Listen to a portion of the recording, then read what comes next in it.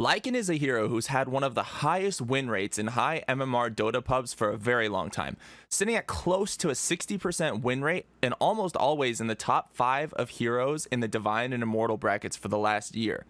Lycan's not an easy hero to add to your hero pool for the following reasons.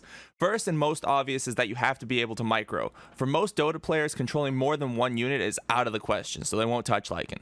If you're brave and want to learn how to micro, I'll have a micro guide linked in the description below. Second, and not so obvious, is that you have to have really good map awareness and ability to pick the correct targets in team fights. You should start treating your teleportation scrolls as an ultimate ability, do not waste it. And the last reason I'll give is because Lycan is essentially a non-factor in team fights if Shapeshift is on cooldown. You have to be able to play the rest of the map and learn to disengage after your advantage is gone with Shapeshift. Welcome everybody, my name is Navetz and this video is brought to you on behalf of myself and my esports team, the Sploush Troupe. It's been a little over a month since my Beastmaster guide. I've received some great reception from the community, and a number of you have claimed some MMR gains that are shockingly high, to say the least. Lycan is the most similar hero to Beastmaster in Dota when you consider his item build and playstyle. If you've added Beastmaster to your hero pool already, then it follows a logical progression that Lycan should be added as well. Not only is he a master of beasts in his own rights, he can be substituted as an offlaner if Beastmaster gets banned.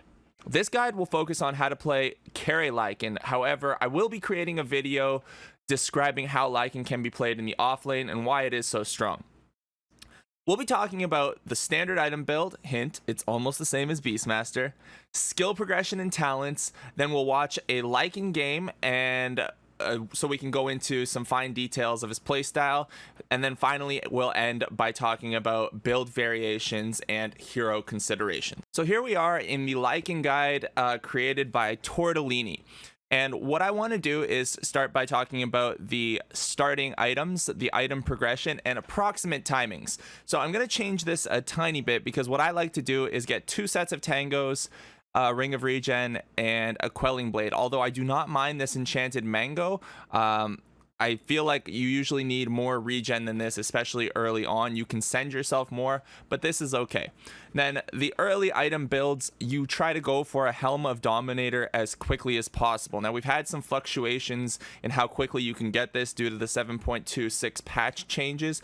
So I'm going to go ahead and say that if you get a Dominator around between 7 and 9 minutes, 7 probably being the fastest you're going to get it, 9 being an okay but later timing, you're kind of okay, but you do want to get the Dominator. The first item you are going to build though is your headdress with your quick gold. So you're going to go ahead, buy the headdress, and then what you're going to do when you get your Dominator is dominate a creep, use your ultimate if you get level 6 to fight every time it's available, and when it's not available, your goal is to farm as efficiently as possible with your dominated creep and your wolves.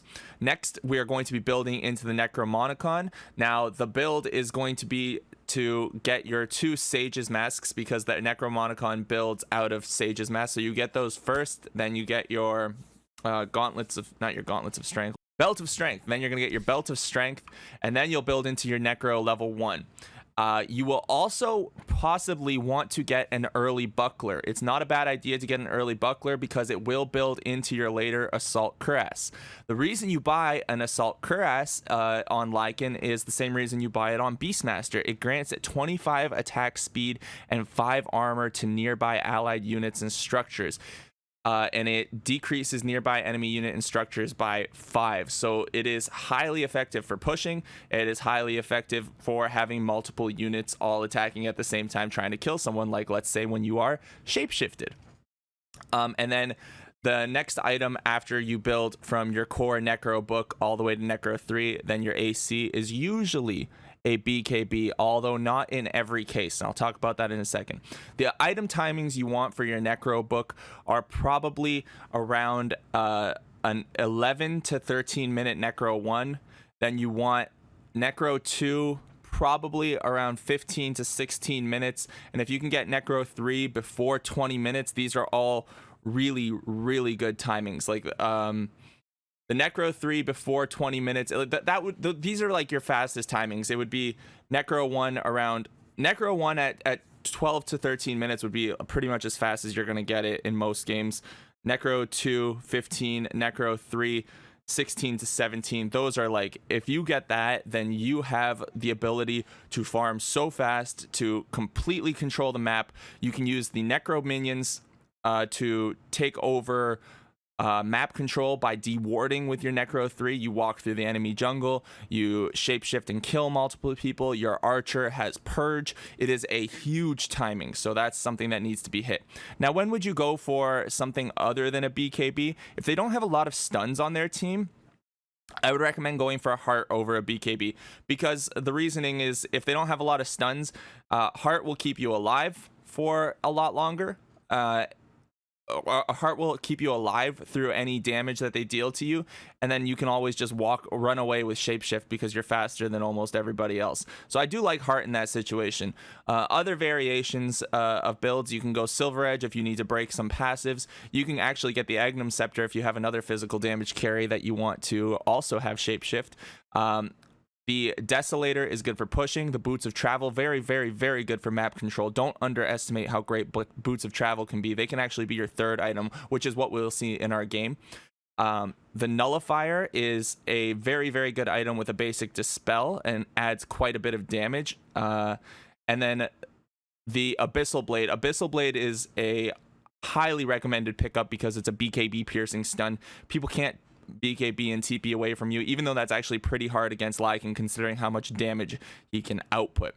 So that's some conversation about our skills. Now what we're going to talk about is that was conversations about our items. Now what we're going to talk about is our skills. So summon wolves through levels 1 to at level 1, 3, 5, and 7, you get it all as fast as possible, and you use your wolves early to help you last hit and to help you harass. They last for 55 seconds, and they get significantly stronger each level. At level 5, your wolves get Maim, which is a spell, or which is a passive ability that maims the enemy target. It is very, very strong, and at level 7 they get invisibility. So Maim is great for fighting against other physical damage units, and then invisibility is really good for obviously giving you vision around the map and not letting people know where your wolves are. At levels 2 and 4, you're going to get Feral Impulse. At level 6, you're going to get Shapeshift. When you get Shapeshift at level 6, this is your first opportunity to kill. When you get your Dominator, you have every time you're dominant, you have a Dominator creep, you have Shapeshift, and you have your Wolves, which will probably be level 7. You have another opportunity to kill. Now at level 8, I do like Tortellini's suggestion of going for Feral, or actually I don't like what Tortellini does here. At level 8, I think you should take 1 point in Howl. Howl at level 8 is much better than another point in Feral Impulse. The bonus damage is okay, but the amount of damage that you get from the attack damage reduction and the armor reduction that Howl gives you should not be understated. So at level 8, when you're chasing down somebody with Shapeshift, having 1 point in Howl is highly, highly beneficial. Then I would finish off Feral Impulse, and I would also recommend doing what Tortellini does in his guide at levels 15. He skips his level 10 talent and doesn't get it to level 15. However, at level 15, it shows that he takes his plus 15 damage talent. He does not take his plus 15 damage talent. For those of you who don't know, you can actually skip your level 10 talent, and at level 15, you can go ahead and just take your level 15 talent. So at level 15, you're going to take the 10% cooldown reduction. At level 20, you're going to take the 5-second shapeshift duration. And at level 25, it's a toss-up between the 32% chance to crit, or for shapeshift to crit, and the +2 wolves summoned. That's really a game by game thing. I don't think the 25 talent has any significant advantage either way. Sometimes you are gonna, and at level 10, I'll go ahead and say that usually I would take the +4 armor over the +15 damage. I tend to find the armor more valuable, but if you do get your assault cuirass up quickly, then the +15 damage might be a little bit better. It's up to you to decide. That one's also a bit of a toss-up, but the ones that aren't, I believe, are not toss-ups are the 10% cooldown reduction and the 5-second shapeshift, especially for core players. So that's our item build. That is our skill build. That is our talent build. we're gonna watch a game now. For a couple quick seconds, I'm gonna go ahead and give you the briefest breakdown of how to control your heroes. F1 to select your hero, F2 to select all controlled units, including your wolves, including your dominated creep, including your necro minions, and F3, if you set this, you combine this to select all other units. So this is everything excluding your hero. This is how I have it bound. You can set your hotkeys however you like, and then you can set control groups, and you do this by selecting a unit and pressing control 1, 2, 3, or 4, depending on what your hotkey is for these groups. When you have these groups set, you can use them in the future to grab the hero or the creep or the unit that is bound to those control groups. So I have control group 2 bound to my necro 3 archer, and I have control group 3 bound to my dominated creep. So if I need to quickly access my creep that has stomp, I can press 3. If I quickly need to get my purge, I can press 2, and then I can go ahead and use their spells. As we begin our game, let's take a look and see the starting items for Lycan. So he's gone ahead and actually got 2 rings of protection in his lane, in addition to 1 tango shared with him, a set of tangos, and an iron branch. And one thing I want to talk about, actually, we're going to watch this interesting play he's going to make here with his wolves. So check this out. Alchemist actually makes a bit of a misplay, and he goes ahead and denies that bounty ruin with his wolves. Now the thing that I wanted to talk about is, notice Lycan's mana pool. He had to use a set of wolves, right? Or he conjured a set of wolves right here. What I like to do, and what you can do, but doesn't need to be done all the time, is instead of conjuring your wolves here in lane, you can wait till about 50 seconds, and then you can spawn your wolves in the fountain and then walk out, because you will still have the wolves, you will regen your mana, and the wolves will still be alive at the bounty ruins to fight for the first up to 5 seconds into the game. So you can fight with your wolves and have a full mana pool. Now he does have a coddle in his lane, which is helpful. He is regenning mana, which is also helpful, but he has not had wolves available for this whole first minute, which I like to have. The reason that wolves are really good to have in the first minute is because they help you last hit. He's actually getting gone on pretty hard here. The Keeper of the Light uses Blinding Light to keep him away, and here he's going to go last hitting under tower. So sitting kind of low on health, it's fine. He summons his set of wolves here, and he does so because he needs help last hitting. And this is how you last hit with Lycan. You basically use your stop move, or your stop attack to stop your wolves and your hero from attacking at the same time, as he's doing right there. You can see how the wolves kind of stutter and his hero stutters at the same time, and then he attacks the unit with all of the creeps and his hero at the same time, ensuring that they all hit at the same time, giving him the last hit. And he also denies this way. So you can see here he's going to send his wolves under tower to help deny, while he keeps his main hero farther back. So if he can get denies on range creeps, that's the most beneficial, because that saves him the most XP. He went for the 2 rings of protection, I would say, because Pangolier gets Swashbuckle. So he knows who he's playing against in lane. Pangolier has Swashbuckle, and Swashbuckle is a physical damage spell. Armor helps you with reduction against physical damage, and he has +4 armor with these 2 rings of protection. He will also be buying a buckler at some point, so having these rings of protection will not be bad for him. Now we can see that Pangolier is being very aggressive. Coddle has pulled the lane. There is actually a position for Alchemist, which isn't the greatest, but it is what happened this game. And we're just going to watch him try to get these last hits under tower. Unfortunately for him, he's pretty low on health. He can't risk going out here. So what he's going to do is he's going to stay under tower range, not put himself in a position where he can get killed. And he's going to try to last hit. Well, he was trying to last hit as much as he could with his wolves. And now he's still standing under tower range. Towers now do give that 1% or 1 HP regen bonus, and he also has Feral Impulse. Now take a look at what he did at level 2. Instead of going for more levels, in summon wolves, sometimes you can do this, and I really like this variation here. What he did was take a second point in Feral Impulse because it gives you bonus HP regen of 4, and this is something that that you need to be able to do as a player yourself. You need to be able to modify your builds. Now, I highly suggest that if you're winning the lane and you're controlling the lane, you should go level 2 in Summon Wolves. But if you were behind like he was and you need to be able to regen your health and stay in lane against a team that does a lot of damage, then putting 2 points in Feral Impulse is massive. Look at his natural HP regen right now. He's at 10.3. That is crazy. And he gets some tangos shared with him. He sends himself another set of tangos, and then he's just going to keep last hitting under tower here. So while he is a little bit behind on last hits, Lycan doesn't need to worry too much because levels 1 to 4 are I would even say 1 to 3 are his weakest point, because typically you don't have 2 points in Feral Impulse. Once you have 2 points in Feral Impulse, your hero becomes incredibly hard to kill. And see what he's doing here with his wolves. This is important to note. He is sending one wolf this way over towards this rune while keeping the other wolf with him.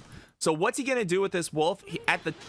This is a really heads up play here. At the 5-minute mark, he's going to deny this bounty rune so that Leshrac, if he had a bottle, would not be able to get it. And on top of that, it could waste all of Alchemist's time because he's going that way. He knows he is playing against an Alchemist who could have Great Evil's Grieve. He doesn't. But either way, look what he does. He just denies it with his wolf, and now there's no longer a bounty rune available.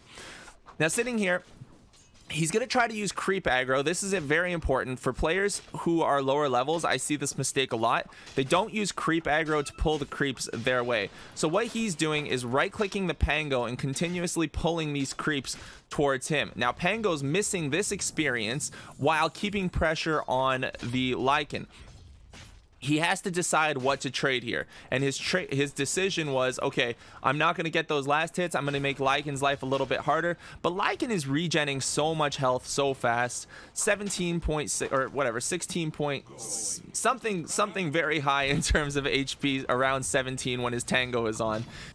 Lycan does have a Keeper of the Light in his lane this game, who is giving him quite a bit of mana, which helps him have the ability to keep his wolves summoned significantly more often than you could if you didn't have a Keeper or someone like a Crystal Maiden. His mana usage, actually, he sent himself a Clarity. I didn't notice this. I was going to say that a lot of the times on Lycan, you have to send yourself a Clarity to be able to withstand, or to be able to continuously summon wolves, and sometimes retreat and farm the jungle if you have to. Now, this lane he hasn't had to. He's been able to farm the lane, and Winter Wyvern actually shows up here, so they're going for a pretty hard gank. He summons his wolves and he's going to run under tower range. People are TPing in. Here is the Pugna. Notice that he's using his wolves to last hit while his hero stays safe up here. And he is focusing on last hits right now. He knows this isn't his time to fight.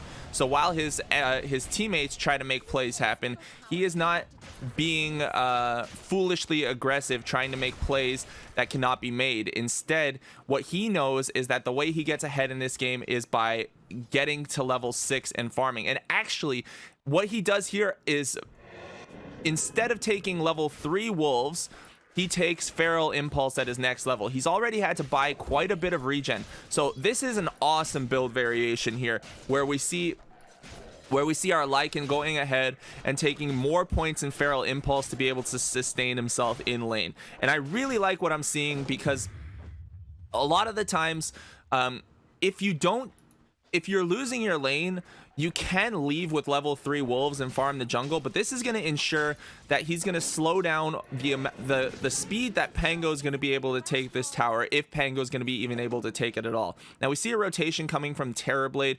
Terrorblade with Metamorphosis might be able to take the tower, so he sees the Terrorblade, he's backing out, and he's going to send his wolves this way. At this point in the game, Lycan can farm the jungle and get experience probably as quickly as he can farm the lane. Well, not as quickly, but in a decent speed. If we look at this mini map here, we see from his perspective, if we look at Lycan's perspective, he's telling everyone on the map, hey, there's stuff happening top, stuff's happening top. He doesn't want to go top because 3 of his players were bottom on the minimap. And now that all of his players were bottom, he farmed through his jungle into the mid lane, and he's almost at level 6.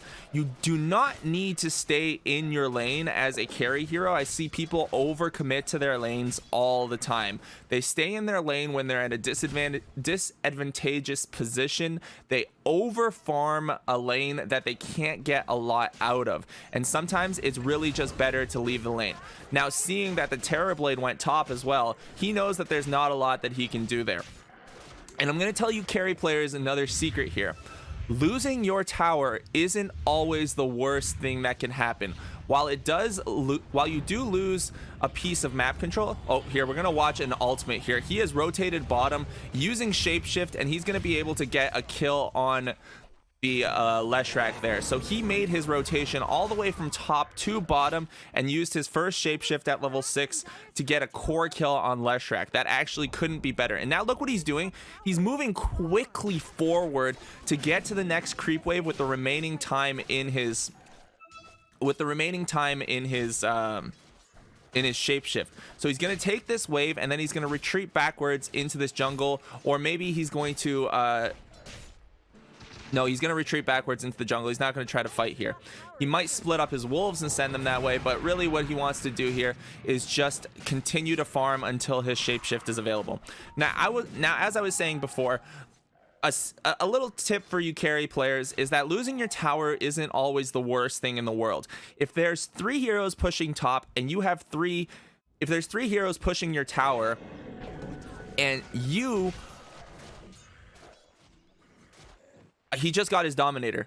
Sorry. He got approximately a 9-minute Dominator. Notice the creep that he takes over here. He took these he took the Satyr Tormentor. This creep has 5 HP regen, and he has Shockwave, which does 160 damage in a ridiculously long distance. So he's going to use this to farm. But like I was saying, sorry, I'll finish this thought, I promise. He's going to give up his tower because he already got the bottom tower, and now he has the ability to farm the rest of the map. And he will make his way back top eventually, but he doesn't really care about farming that area since there's other places and other things that can start happening. They've essentially traded sides of the map, and that's kind of what's going to happen. Don't overcommit to try to save an area of the map that's not worth saving when you can do more in other places. And here we're going to see him go ahead and try to just farm these jungle camps as quickly as possible. Notice that he's using the Satyr Tormentor's Shockwave to send spells at the neutral creeps as well. He has 3 points in his wolves right now, and we're going to take a quick look at his wolves and see what the maim ability does that I was telling you about. It's not maim, it's cripple. I wish I called it cripple. I thought it was maim. Maim was the old Sanj and Yash, or the old thing that came on Sanj. I think they got rid of that. Anyways, it gives 20% chance to cripple a target, causing 8 damage per second and losing 60 attack speed for 4 seconds. The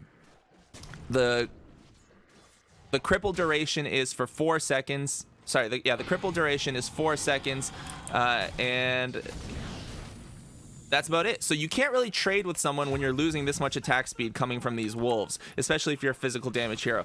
Now notice he uses another shapeshift right here, gets a kill, and runs directly to his next farming opportunity. So for the next 100 seconds, Lycan is going to avoid fights. And how is he going to avoid fights? He's going to do so by pressuring parts of the map, any parts of the map that he can pressure.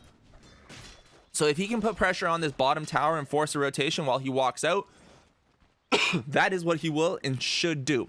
But what he did instead was take the most efficient farming route that he could. He killed the alchemist, he took the ancient camp, he took their small camp, and now he's walking to his ancient camp. So in this minute, in what is approximately 1 minute timing here, he's going to get 2 ancient camps, a small camp, and a large camp. He's actually going to get a large camp here before the 13-minute mark, and he's going to be able to farm it again. So now he's waiting. Dire structures are fortified. he is waiting for this, although I think he could have gone bottom to catch this creep wave here. I'm not sure if that's something he's considering. Now notice that he's watching the team fight. He's patiently watching those fights, but he knows that he has no opportunity to help there. And he's actually even deciding to forego going bottom. I thought that's where he would go to try to save that tower for from the Pangolier, but he's not even doing that. I really thought that was going to be his point of contention there, where he would go to. So this is a little surprising to me that he didn't come down here. Somebody else is going to make the rotation. No, they're not. So he just pushes out mid wave. So he's opting to give up another tower. He could have saved that tower, but he might have lost himself some farm along the way, and he has decided it's not worth it. This is important to note. His Necro Book came and he used it right away. He used it before his shapeshift was up. Many players do not save, or sorry, many players save their Necro Books for a shapeshift kill opportunity. By the way, he stacked that. Notice that he's paying attention to the timings. He stacked that. They save their Necro Books for a lane or for a shapeshift killing opportunity, and that is not what you should do. It is better to farm faster by using your Necros early on, especially at level 1. Popping it for farming is worth it. It is definitely worth it. Now that he has Howl, you're going to see him using Howl at basically every opportunity that he gets. And he also took his level 10 talent. He didn't skip over it as I suggested. I would have skipped over it, but he wants the extra damage. And that actually might be the right call against Terrorblade. Now he has his Necro Book. He has Shapeshift. Watch him pop it. He pops both of them, and he's going to try to kill the Alchemist. Splits his main hero away from his summon units. If you watch the micro guide, you can easily see how to do that. You set your spell, and oh, he gets caught by the Winter's Curse. Now, one thing I have not talked about, which we'll talk about a little bit right now, is heroes that he needs to be afraid of in this game. He has a hard time going on Terrorblade when Terrorblade has meta, and as you've just seen, one of the strongest counters to Lycan is Winter Wyvern. If he gets a good curse on you or anyone who's near your summons, you almost guarantee a death for yourself. So Winter Wyvern can be the strong hero, or can be a very strong hero pick against both Beastmaster and Lycan, and actually other heroes that make summons, because Winter's Curse forces all the summons to kill you. So Lycan's coming back up right now, and he teleports to lane. We're going to see what option he decides to go for in his next item. He does have his Necro Book level 2. He does have Necro Book at level 2 at the moment. He's waiting for it to come off of cooldown. He's stacking again. Notice that he's stacking again. So at the 16-minute mark, he's going to have one extra camp here. I can't stress how important it is to always be considering the end of the minute marks. If this is a habit that you don't have, especially as somebody who plays either mid or carry or any farming role, I mean, even as any role that you play, you have to know every time the minute comes up. You have to be aware of that. You have to be thinking about that. Each minute is an important point in the game because it's an opportunity to stack. It's a creep wave being spawned. It changes the way that the map plays out. Now 7 seconds till his ultimate are up. He's gonna wait here because he can't do anything. He drops his Necro Books, and here he goes. He's gonna ultimate and look for an opportunity to kill. Now Winter Wyvern did get the curse off, but only managed to get him with one of his Necro creeps close by. He's gonna take down the Alchemist, and now he's gonna chase down the Winter Wyvern, running his main hero away. He keeps his main hero out of danger there while letting his summon creeps do the rest of the damage, and now he's quickly going to push the tower down, and for the next 100 seconds he is not going to fight. And with these kills that he's gotten, 3 kills, 1 death, 3 assists, he is very in a very good position to control the map. Although his team isn't very far ahead, and he doesn't have a great way to deal with Terrorblade, he still has the ability to control the map with his hero. Now you can see that the next item he has queued up is the Assault Cuirass. He's going to make a modification to his build, I believe. I'm pretty sure he makes a modification to this build, and what he's going to do instead of building the Assault Cuirass is he's going to go ahead and get Boots of Travel. The reason for this is because he's playing against a Terrorblade and he has to dodge fights against Terrorblade when Terrorblade has Metamorphosis up. He just doesn't have the damage or the ability to run in, kill Terrorblade, not get sundered, and manage to survive a battle, especially against the rest of the damage. Notice that he also hasn't attacked the Terrorblade at all.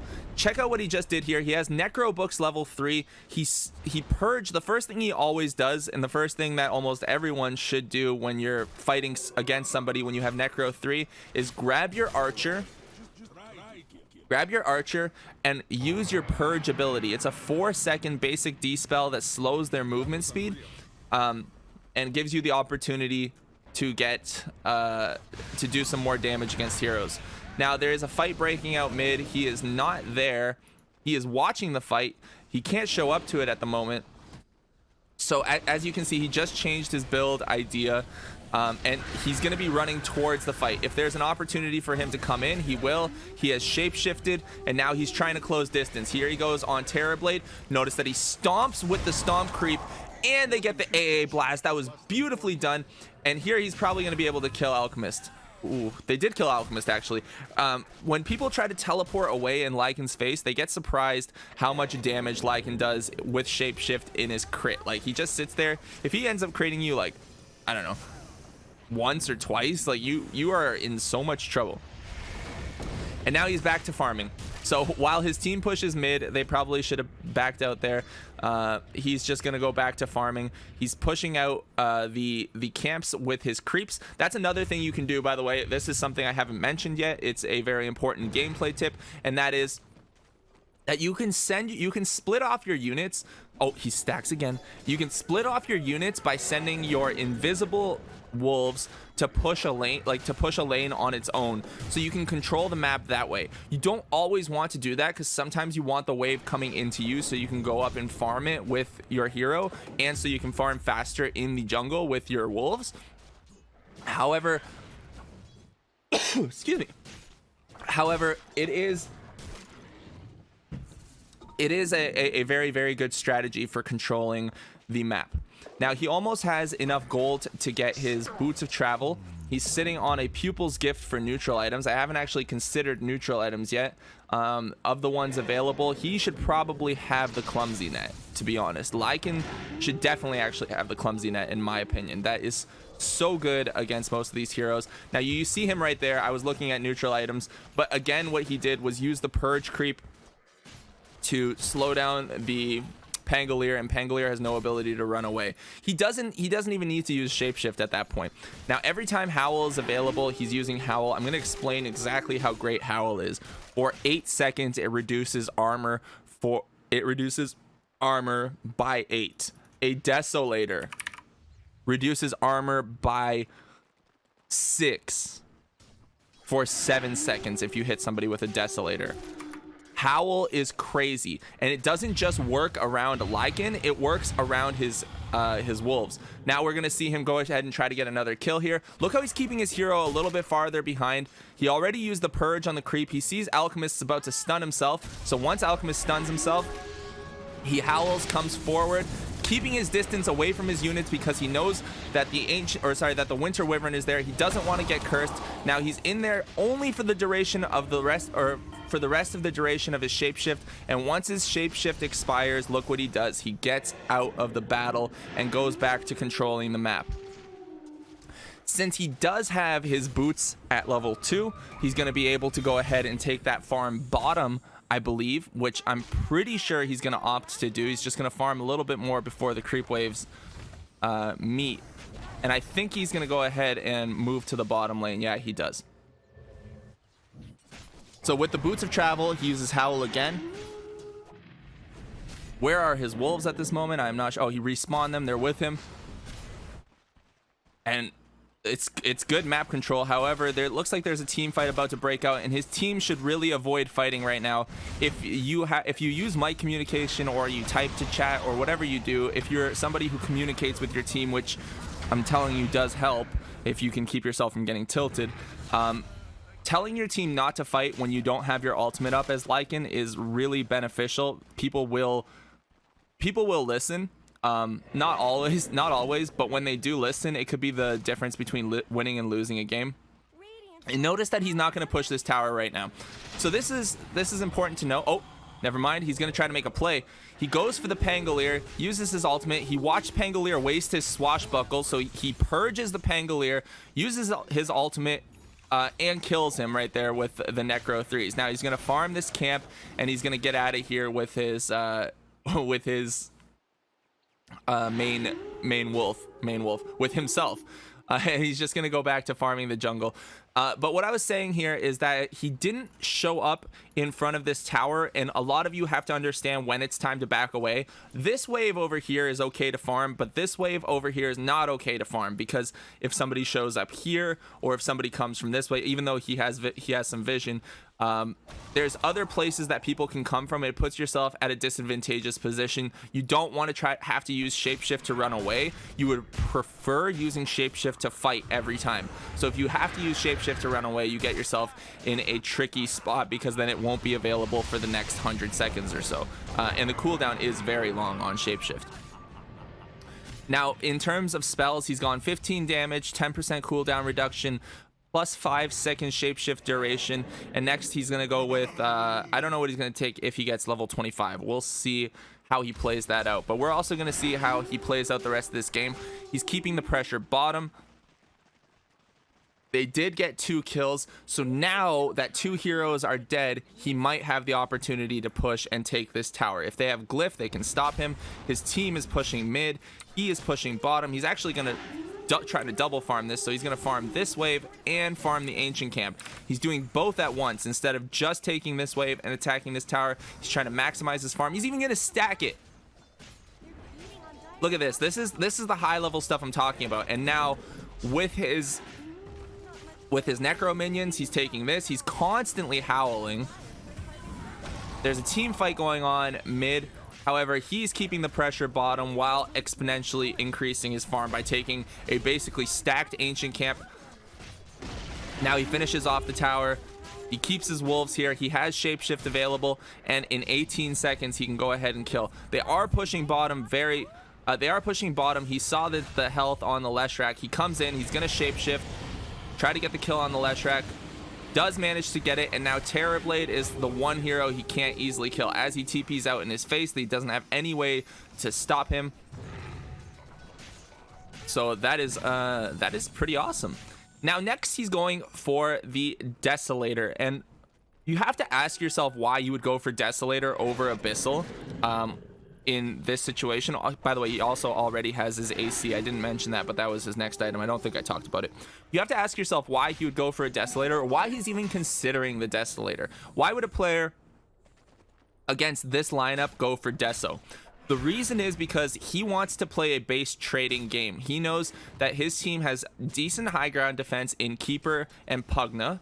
He knows that if he keeps the waves pushed out with his summoned units and keeps pressure on the enemy team's base, they have to react to that, and he does not want to fight in a single area around Terrorblade, because once his metamorphosis is up, even the shapeshifted Lycan can't really do anything. Now he's taking this advantage to take Roshan. He feels like he's stronger than their team. They knew their position was bottom, I believe. I think we saw that their position was bottom, so he's coming into Roshan.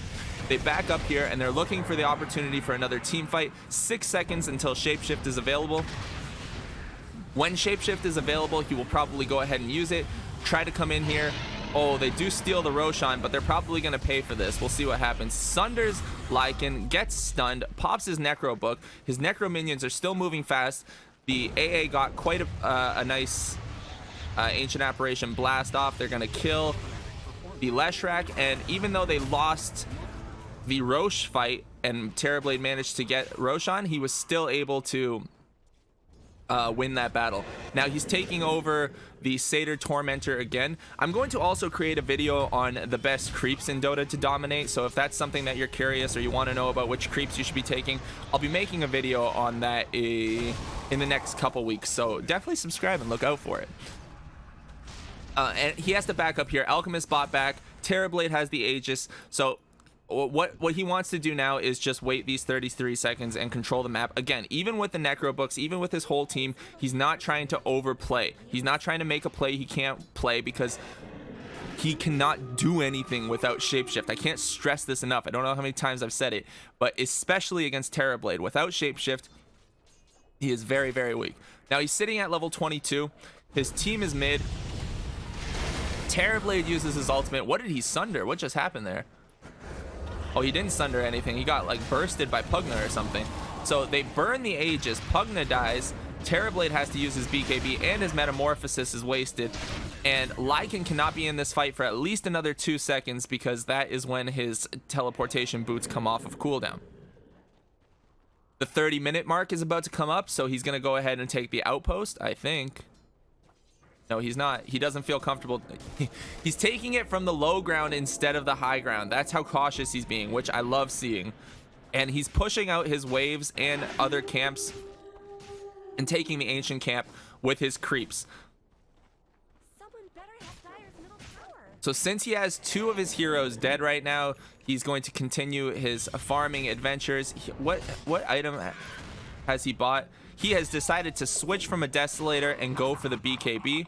Finds himself a Paladin Sword, which is really nice, especially with critical damage in terms of getting yourself back some of that health. And the farming pattern he chooses to take here is to take the Ancients and play in the safe area of his jungle. And now he finds an Orb of Destruction. Beautiful find. Beautiful find for Lycan. So take a look at what he's pinging on the map. He's letting his team know through his pings that he wants to fight here. He teleports top with his Boots of Travel. He has his ultimate up. He has his Necro Book up very shortly, and this is the fight that he wants. He's making the play for this. He wants to initiate here. He knows there's no Winter Wyvern to catch him, so he's looking to see if there's anything he can do. Unfortunately, they do not manage to get a good engagement there. So he pushes out his wave, and I think what he's going to do here, 2 seconds are up on his TP. He's probably going to teleport back bottom. Yep, he just goes back bottom and decides to farm this area here, and he's going to farm the rest of the jungle over here with his summoned units. So he can actually farm 2 jungles at once. And now this is bad. This is a fight that Centaur shouldn't be in. Getting caught here really sucks. That's 70 seconds. This is actually like a really big game-losing decision for his team, or game-losing play for his team. So what's Lycan gonna do? He is not gonna go and engage in that fight. 30 seconds, no shapeshift. There's really nothing he can do there. Top wave.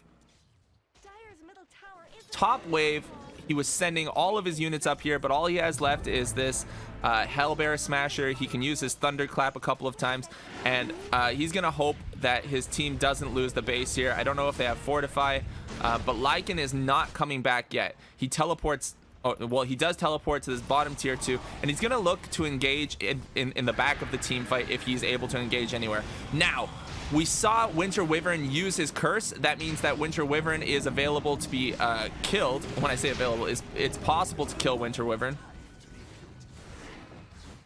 Does Winter Wyvern have... No, he doesn't. He has Glimmer. Glimmer doesn't help you that much against Necro 3, because Necro 3 obviously gives you True Sight. And now he's chasing down the Terrorblade, who cannot do anything while he's being run down.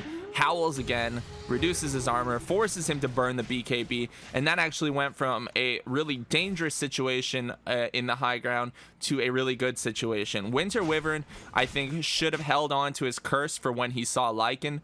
He didn't think Lycan was going to come back to that fight, so Winter Wyvern ended up blowing the curse, and now they're going to be able to go high ground. I think Terrorblade's dead for 68 seconds, and without Terrorblade, their team is really, really lackluster.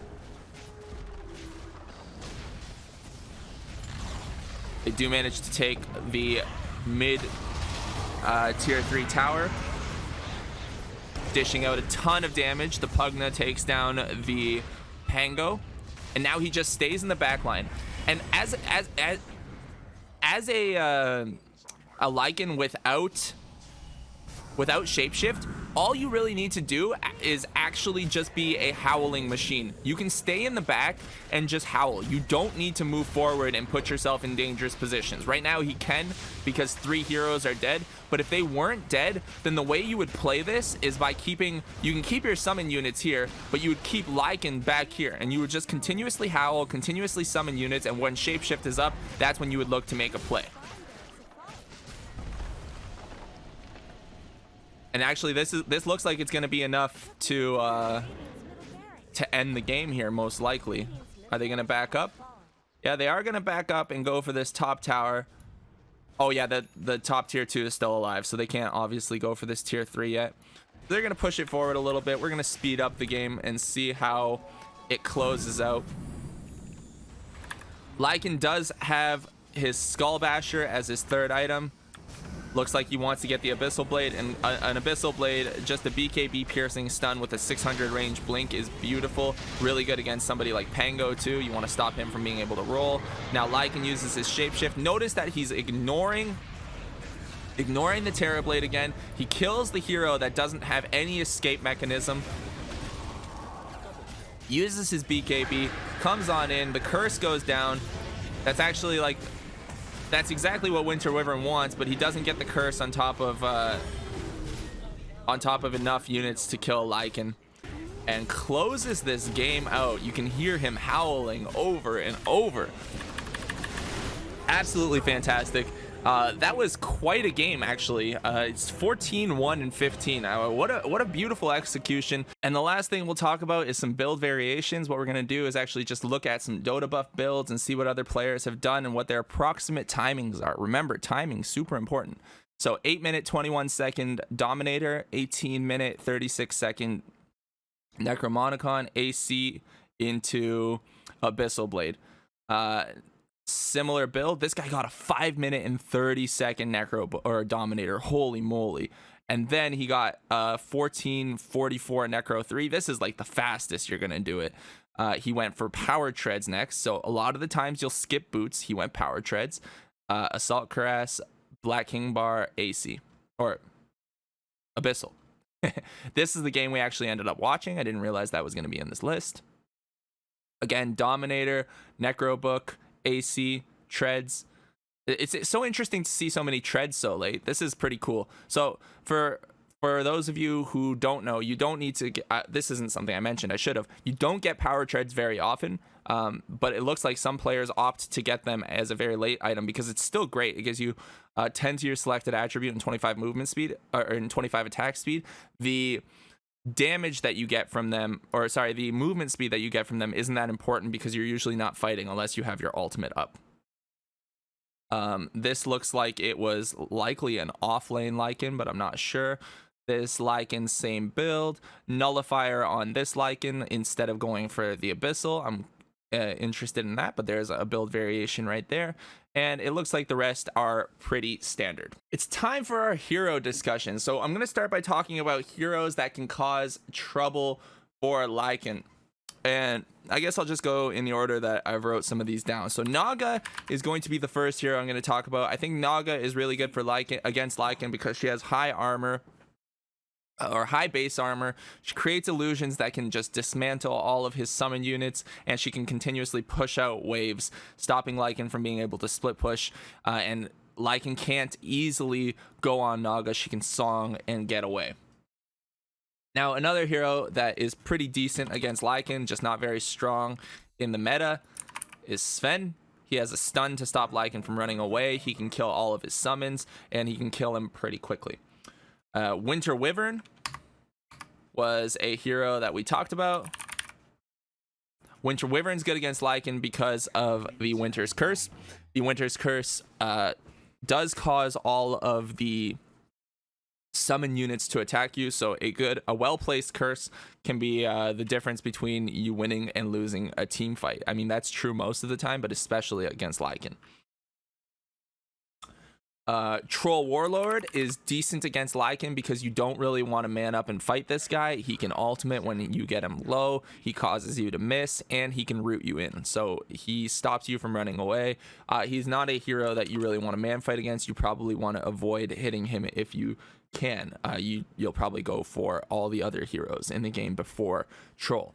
Terrorblade is another one with Metamorphosis. Terrorblade is like impossible to attack. You see that game, Terrorblade was very, very rarely gone on by Lycan, especially if you had a team around. Lycan is not going to target Terrorblade first. Okay, Bloodseeker.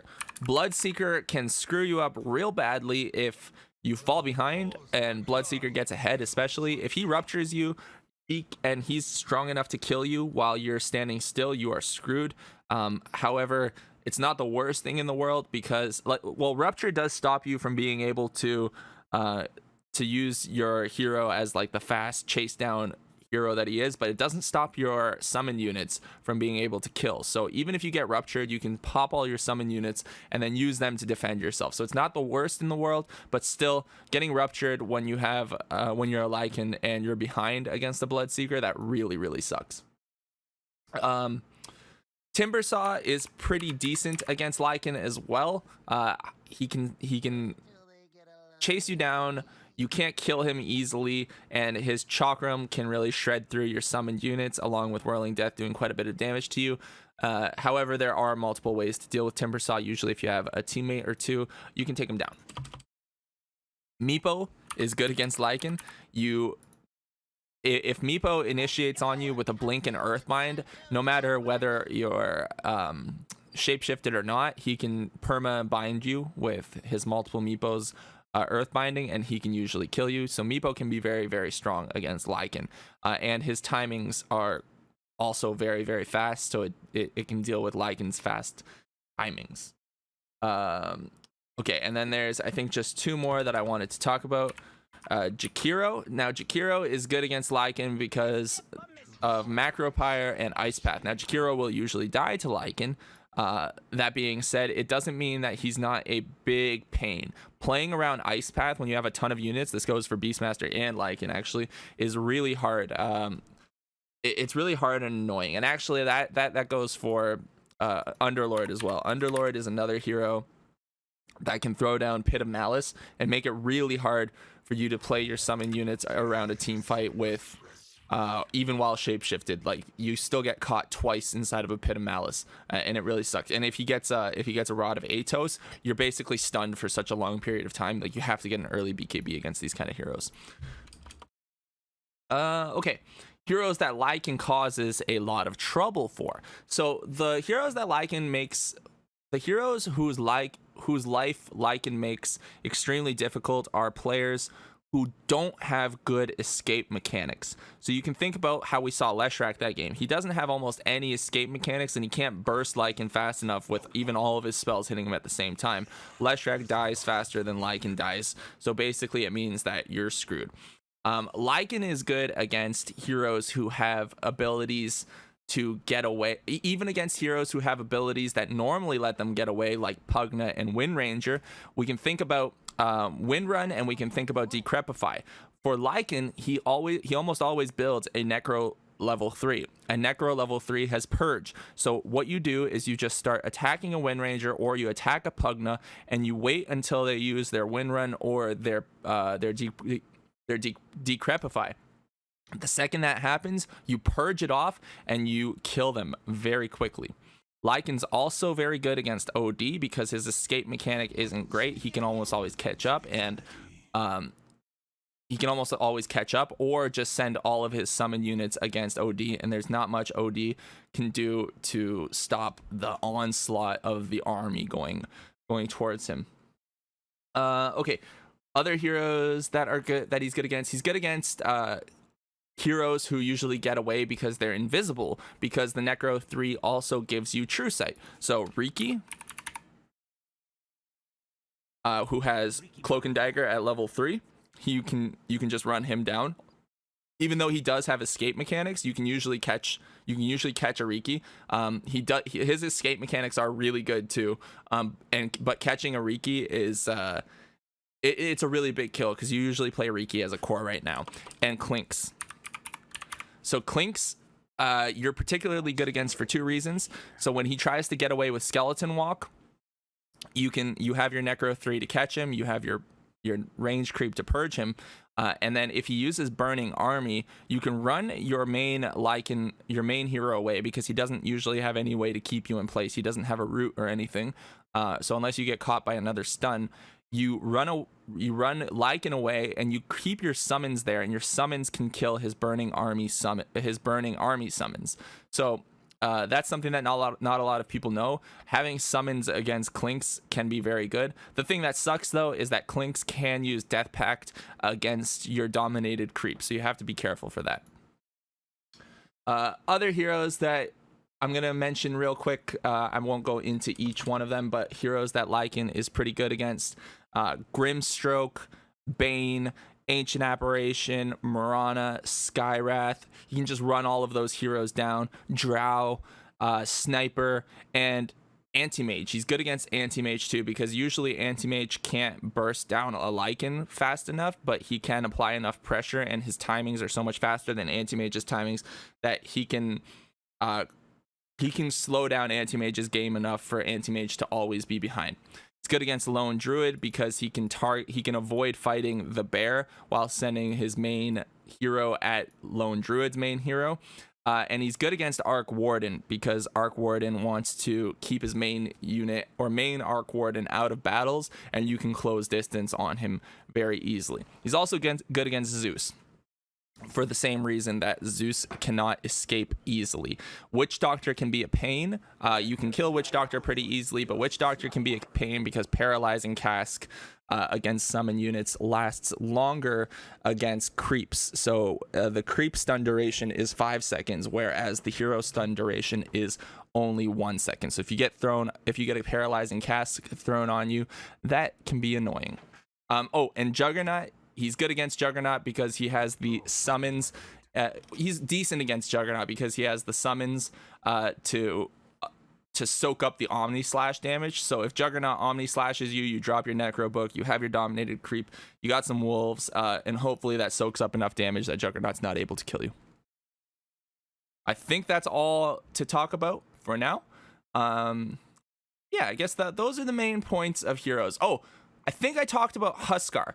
Huskar is also a little bit annoying for Lycan because if he gets his life break off, this is the last one I'll talk about, I promise. If he gets his life break on you and you're running away, you're dog mode and you're running away, wolf mode and you're running away, he will his life break will just follow you as far as it takes for him to actually hit you. So you can ultimate run away, and if he casts life break, he can chase you for like 2 screens worth of length until he finally catches you. So that can be very, very annoying. And then if there's any roots afterwards, it can be hard. Getting a Heaven's Halberd against Huskar isn't a bad idea.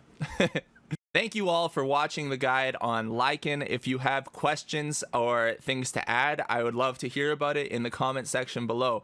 Again, on behalf of myself, Navetz, and my team, the Sploush Troupe, I thank you for watching this video. If you're interested in watching some live gameplay, you can check me out on twitch.tv/Navetz. And if you think that you can show, or if you think that any of your friends would like this video, please let them know about it as well. Until next time, guys, one love.